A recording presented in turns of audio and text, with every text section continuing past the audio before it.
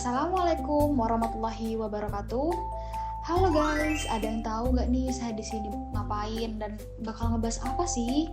Nah, di sini saya akan membahas mengenai topik yang sangat penting dan juga sangat relevan dalam konteks global.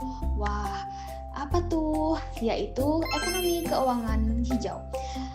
Sebagai generasi muda, sangatlah penting memahami dan juga mencari tahu bagaimana cara mengelola keuangan kita dan juga investasi kita secara berkelanjutan.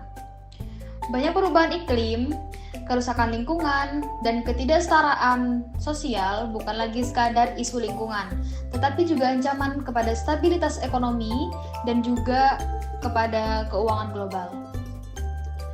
Ekonomi keuangan hijau kini menjadi solusi inovatif yang menggabungkan prinsip-prinsip keuangan, ekonomi, dan juga berkelanjutan. Nah, saatnya akan masuk kepada topik pembahasan mengenai ekonomi keuangan hijau.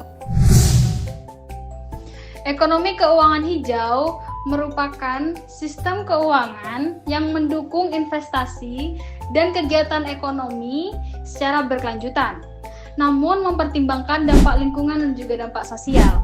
Hal ini mencakupi beberapa instrumen keuangan, yaitu obligasi hijau, pinjaman hijau, dan juga investasi dampak.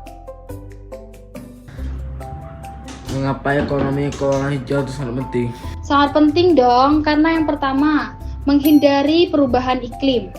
Nah, sekarang itu di bagian Eropa, kutub-kutub udah pada mencair gara-gara perubahan iklim. Yang kedua, itu untuk kesejahteraan sosial. Nah, untuk kesejahteraan sosial ini, ekonomi keuangan hijau sangat mendukung layanan-layanan dasar seperti air bersih, sanitasi. Nah, itu juga sangat bermanfaat bagi masyarakat yang kurang mampu. Yang ketiga, melindungi lingkungan. Investasi hijau itu sangat melindungi lingkungan dan sangat meningkatkan keanekaragaman hayati. Dan yang terakhir adalah membuka lapangan pekerjaan. Membuka lapangan pekerjaan untuk para sektor-sektor dan perusahaan-perusahaan.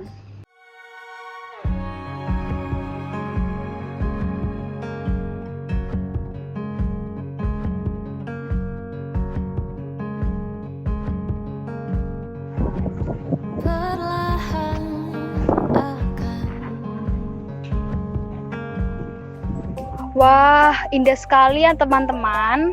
Sebagai generasi muda, kita memiliki peran untuk mendorong pertumbuhan ekonomi hijau. Yuk, simak langkah-langkahnya. Wow. Nah, yang pertama adalah pendidikan dan juga kesadaran. Kita harus mempelajari atau harus menyadarkan orang-orang di sekitar kita untuk menjaga pertumbuhan ekonomi yang ada di sekitar kita. Yang kedua adalah pilihlah investasi secara cerdas, mempertimbangkan dampak-dampak terhadap lingkungan dan juga dampak sosial. Ya udah, jadi investasi kalau semisal mau investasi, pilihlah yang perusahaan-perusahaan yang mempertimbangkan dampak lingkungan ya guys. Dan juga yang terakhir ialah dukungan perusahaan-perusahaan hijau. Nah, pilihlah perusahaan-perusahaan yang menerapkan teknik berkelanjutan. Nah, sebelum penutupan, saya akan menjelaskan dampak fisik tentang ekonomi keuangan hijau. Yang pertama adalah penurunan nilai aset. Di saat suhu permukaan air itu meningkat, aset-aset yang rentan akan penilaiannya, nilai pasarnya itu akan nurun guys. Nah, yang kedua adalah tingginya kredit ya. Jadi orang-orang yang kredit, yang meminjam kredit kepada bank itu akan susah membayar. Dan juga yang terakhir adalah kerusakan terhadap lingkungan. Nah, sekian dari saya. Maaf jika dari awal sampai akhir saya ada kata-kata yang kurang berkenan. Semoga video ini bermanfaat. Kita sama-sama belajar ya teman-teman. Ya udah, sekian dari saya. Assalamualaikum warahmatullahi wabarakatuh.